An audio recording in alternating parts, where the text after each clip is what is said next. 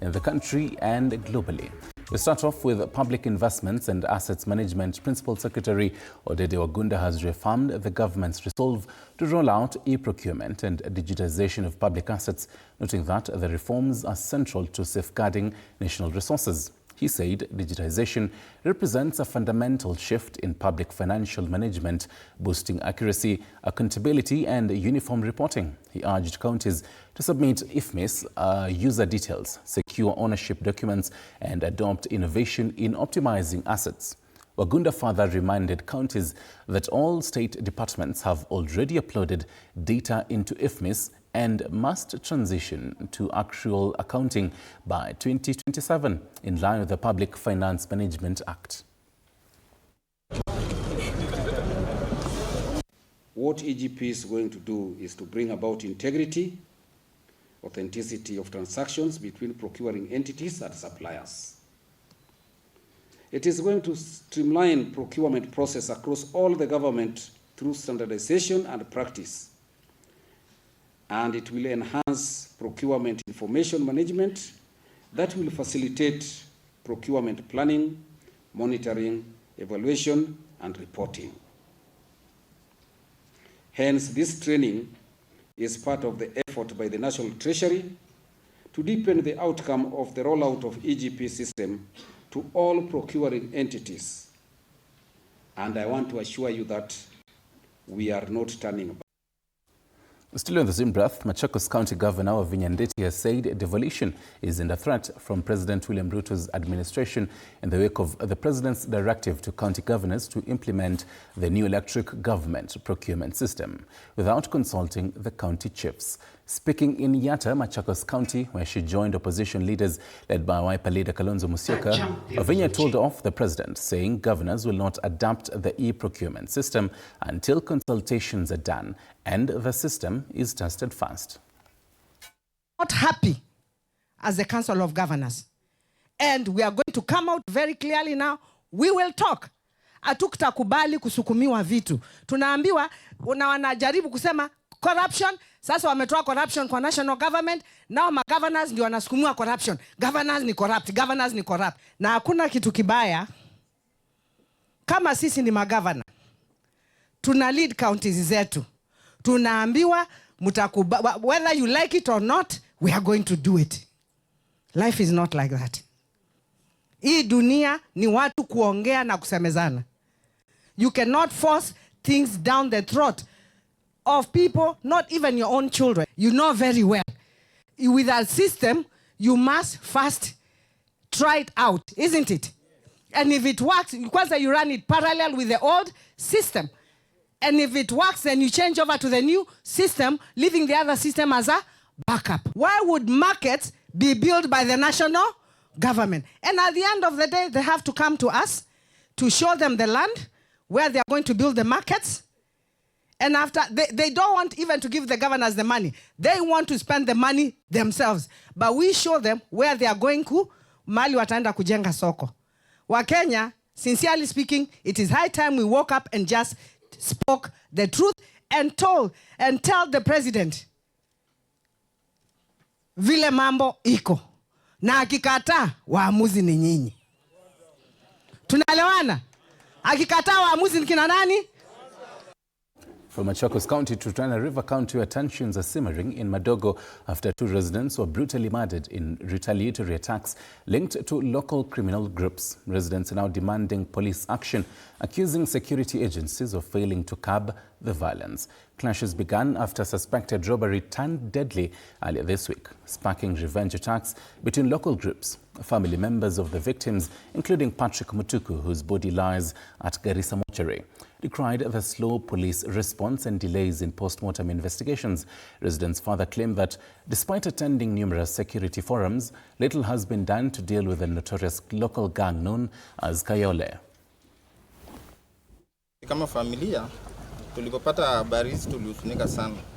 Na tena tuko na uchungu mwingi. Kwa hivyo tulikuwa tunaomba serikali watusaidie tupate haki ya kijana yetu na hivyo venye wamemweka mochari siku mingi bila kufanyia postmortem, sisi hatujafurahia kama familia. Kwa hivyo tunaomba serikali watusaidie haraka iwezekanavyo. Kitendo kimetokea juzi na kijana wetu ambaye sasa yako hapa mochari, Mr. Mutuku, kijana mdogo, kimetutia wasiwasi. Hata sasa hatulali, mama mboga hausi mboga, wale wengine hata ibada hatuendi ibada. Baadaye tunahofia kwamba kuna uwezekano pia ya kutoroka mji Mandogo, sijui twende wapi, kwa sababu Garissa yenyewe tushahama. Mpaka siku ile ukweli utapatikana, ndio mimi nitakuwa nasikia niko na nguvu na kama niko nyumbani. Asanteni wananchi, mkuwe watulivu, mvumilie, na haki ya Mutuku tunahakikisha imepatikana. Ni mzuri, tafadhali ifuatilie security ya Mandogo. Na security ya Mandogo kama sisi wakaanji tukiangalia tunaona ni ndogo kulingana na vile town iko. Kwa sababu kuna mali nyingine unasikia kitu imefanyika na ikifanyika hata inachukua muda mrefu bila security kufika huko kuangalia ni nini imetendeka huko. Still in the coastal region and still on matters crime, police in Malindi have made a breakthrough in the fight against crime after arresting more than 350 suspected members of juvenile criminal gangs that have been terrorizing residents there in Kilifi County.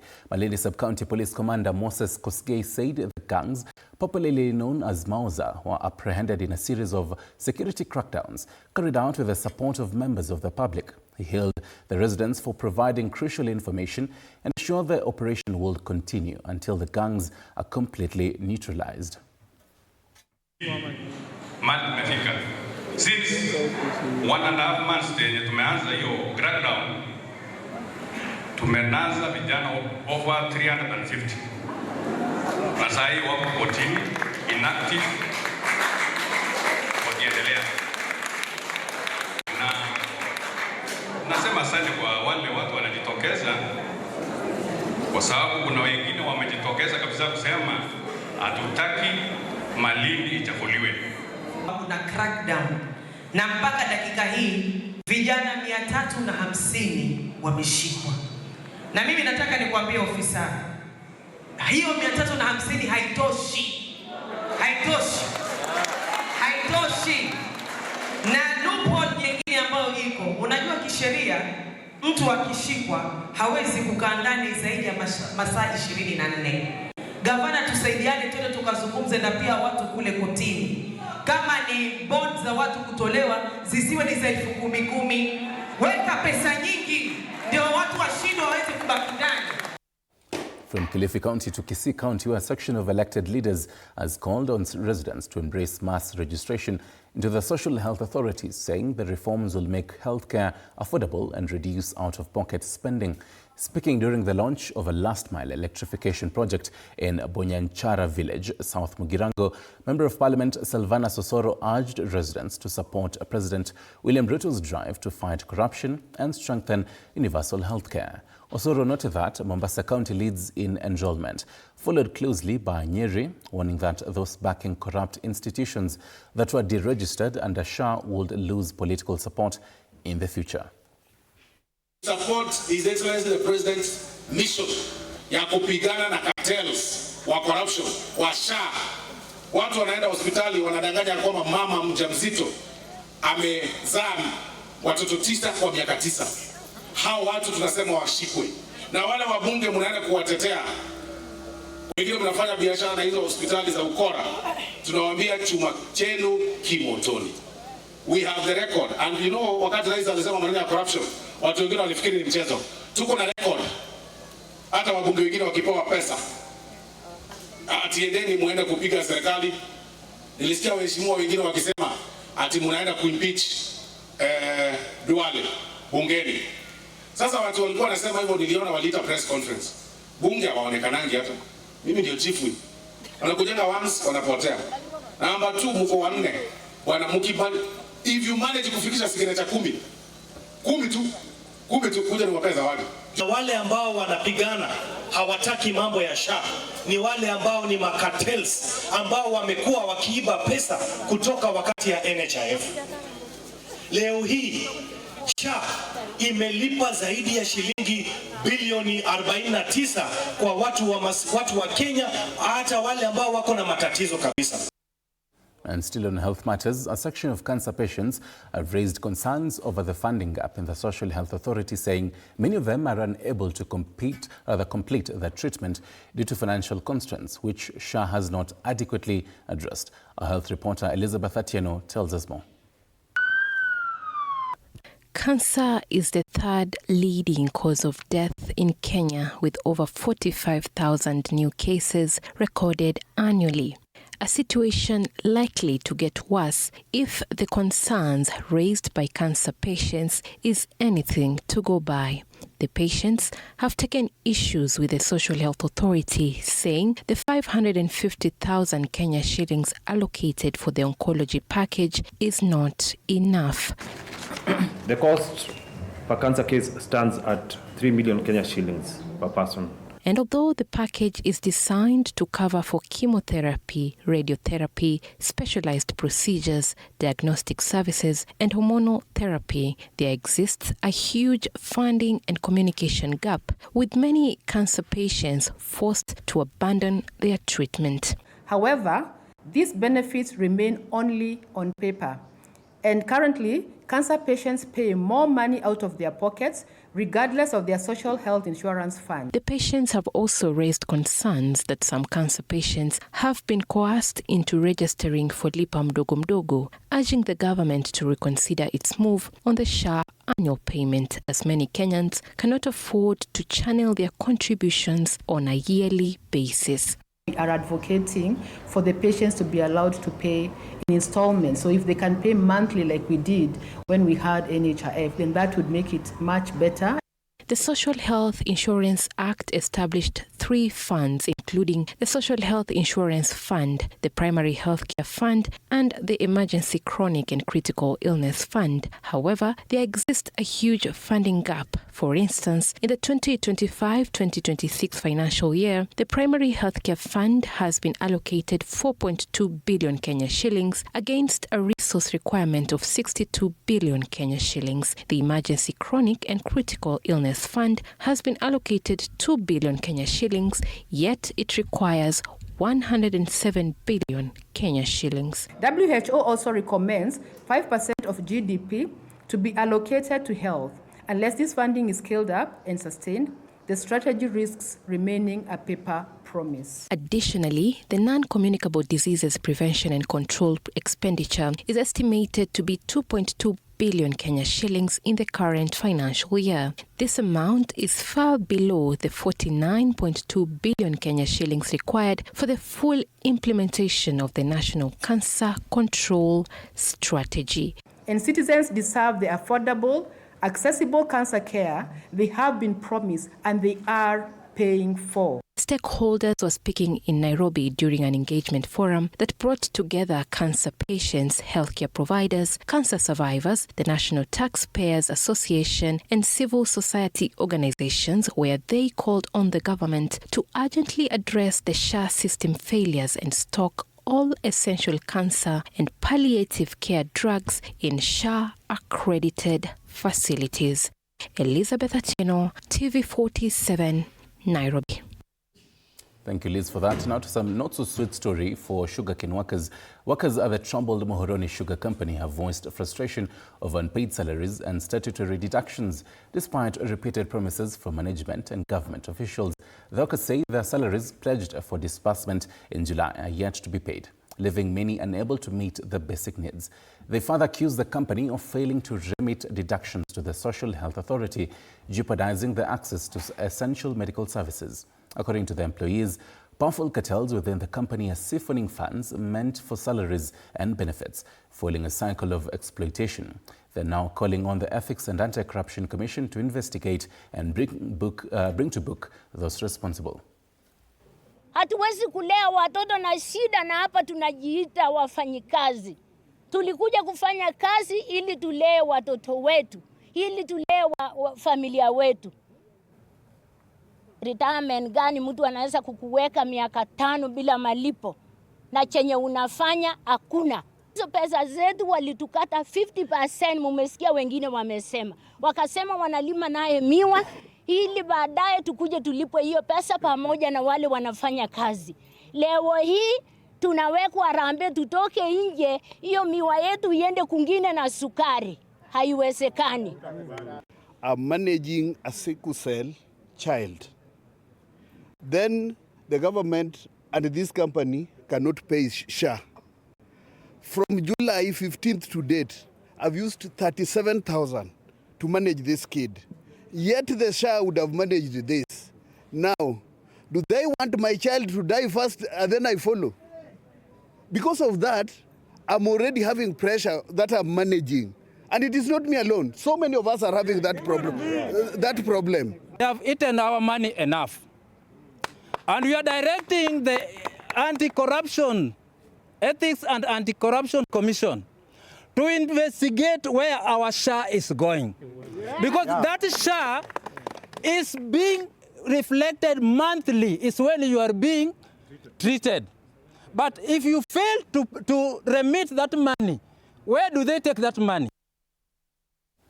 To Kirinyaga County now, where the business community is urging the national government to revive and operationalize the Mwea airstrip to ease transportation of agricultural produce to both local and global markets. Speaking during the Kenya National Chamber of Commerce and Industry CEO's dinner, Kirinyaga Chapter Chairperson Pauline Wangeshi said the county's reputation as an agricultural powerhouse requires modern logistics infrastructure to support export capacity. She encouraged local entrepreneurs to form stronger partnerships to unlock new markets. Dubai Chamber of Commerce CEO Gaitho also challenged the business community to tap into Kenya-Dubai trade agreements to grow investments and commercial ties. An existing airstrip here in Kirinyaga, where we are seeking even more partners and also more support from even the national government and the partners to support the revival of this airstrip. We know it has the potential because we have what it takes and we have the products, and we can take them both internationally and also to other places. We want to trade with China. Just come, we will take you to China. Whatever you want to buy. We have our officers in China. We'll give you all the contacts. So don't ask yourself, how do I start to go to China? That counties like Kirinyaga will be very strategic. Why? Because you have got some of the key products that access the UAE market, including avocado, coffee, tea. Today, our biggest export to that market is tea. From Kirinyaga County to Makueni County, where Kibwezi Township has descended into a planning crisis after matatus abandoned the makeshift bus stage and now line up along the busy Kibwezi-Kitui Road, creating traffic hazards and paralyzing services. The standoff was triggered by a notice from the Kenya National Highways Authority, that is KENHA, to demolish roadside stalls encroaching on the road reserve. The crisis has exposed the lack of a proper bus park, with ambulances from Kibwezi Sub-County Hospital forced to navigate blocked access, sometimes delayed for up to 10 minutes while rushing patients to hospital. Za soda, maji na sweets. Na hiyo kazi imekuwa imeadhirika sana kutoka vile stage ilipohamishwa kutoka hapa ilikuwa ikapelekwa hospitali Amref. Tumekuwa tukipitia changamoto kwa sababu kwa siku tunaweza fanya kama 200, alafu serikali nayo kaunti inachukua kama 100, tunaacha bila pesa. Imekuwa na ni kazi imekuwa na shida mingi kwa sababu huwezi pata pesa uliokuwa ukipata, inaweza fanya matumizi ya kila siku. Fanyia vile walitufanyia stage yetu walihamisha. Kutoka last year walihamisha stage yetu. Mali ilikuwa wakapeleka na huko hospitali Amref. Kwa barabara. Mimi kama mama siwezi toka hapa kwenda kuuza vitu huko huko kwa hiyo stage huko hospitali. Hapa tunafanyanga kazi, tunakuanga ni mahali ambao si pazuri. Unaweza kuwa tu ukikimbia ukifuka pande nyingine unaweza gongwa. Haya, unapeananga chips kwa gari, hiyo gari inaenda, wengine wanakuanga rocha kwa hawataki tuingie ndani tuuze. Kwa hivyo mimi naomba tu kama tunaweza onyeshwa tu mahali tunaweza tulia tuonyeshwe bus park, itakuwa tu kitu mzuri sana. Juu tunateseka na hapa ni kwa barabara. Wengi wetu huwa wanagongwa. Wengine tunakimbiziwa.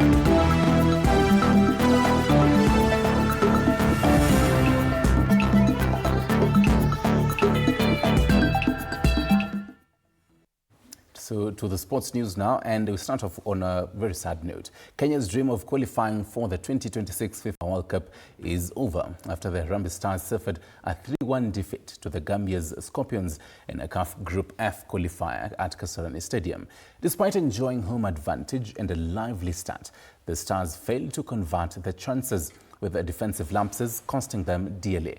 The result leaves Kenya 5th in Group F with 6 points, piling pressure on Benny McCarthy's side as the qualifiers reach a decisive stage. Listen, learning experience for our boys today. Not what we expected, not what we wanted. But I think we never dropped our heads after you go 3-0 down in the first half.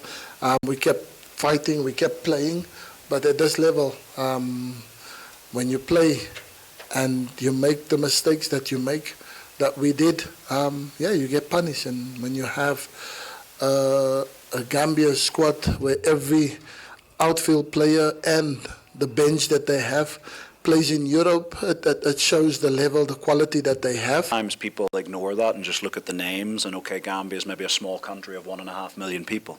But, you know, we've got over 200 footballers playing in Europe, and that's what Kenya aspire to have. You know, and hopefully with all of the development that's going on through the Talanta Hela programs and the various things that can happen in the future.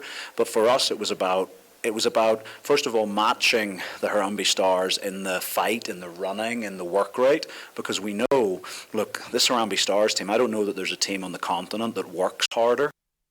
And to the rugby pitches, KCB RFC head into the Kabete Sevens this weekend as a team to beat, with the 5th leg of the National Sevens circuit set to unfold at the RFUEA grounds in Nairobi. The Bunkers have been on a dominant force this season, reaching all 4 finals so far and claiming titles at the Driftwood Sevens in Mombasa and the Christie Sevens in Nairobi.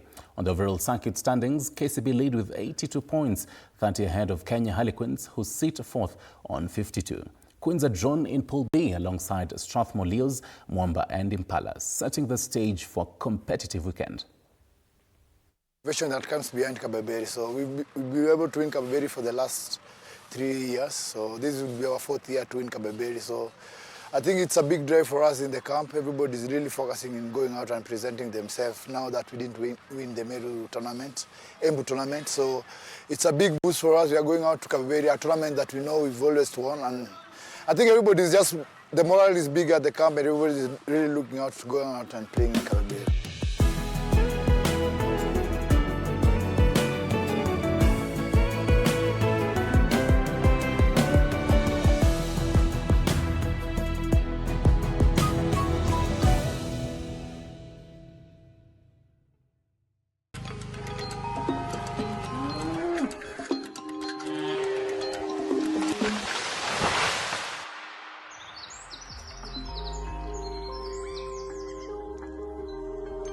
Our world is changing every day, and so should we, for the better. Each week, we tackle the big why, the question that should be on everyone's mind. Why isn't this fixed yet?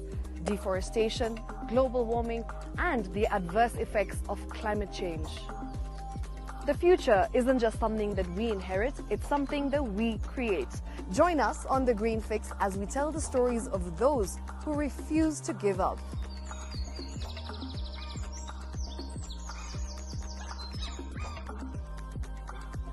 When it comes to fixing the planet, there is no time to waste. Join me, Shiksha Arora, on Thursdays at 9 p.m. on The Green Fix as we look into the big why, you and I.